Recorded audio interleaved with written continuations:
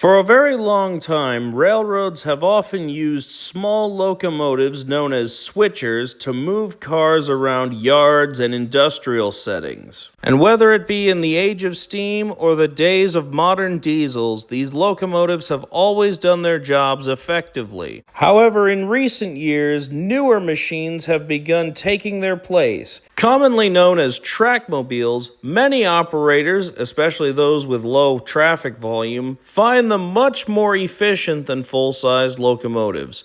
And I'm going to tell you all about them on this episode of Railroads Explained. Train, train, train. I've got a thing about trains.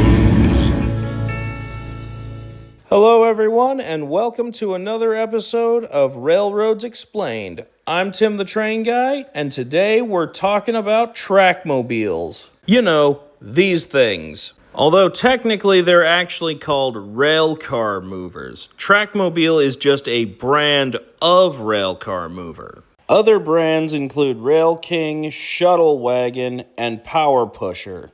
Though many people will use the brand name Trackmobile as a generic because they were one of the first to manufacture this type of vehicle. Anyway, I'm sure by now most of you have noticed that these things have rubber tires, like for roads. And that's because a trackmobile, when they need to move to another track, they just drop their road wheels, drive over to the next track, and set back down again. This way they don't have to navigate a whole maze of switches like they would with a regular locomotive. The original concept for the trackmobile came from ex-Navy fighter pilot Marshall Hartlius in 1948. Hartlius designed the first trackmobile for the Whiting Corporation as a way to avoid having to navigate switches while moving rail cars. The design was so successful that they began selling them by 1950, and the rest, as they say, is history. And though the design has seen some refinements over the years, the general concept remains the same. Although, remember when I said trackmobile was the first? That really depends how technical you want to get. In 1912, the Pennsylvania Railroad began using a number of rubber-tired switchers known as Buckwalter tractors. They were mostly used in tight industrial areas and dockyards around Philadelphia, Jersey City, and Baltimore. They originally ran on batteries, however most were later converted to run on gasoline.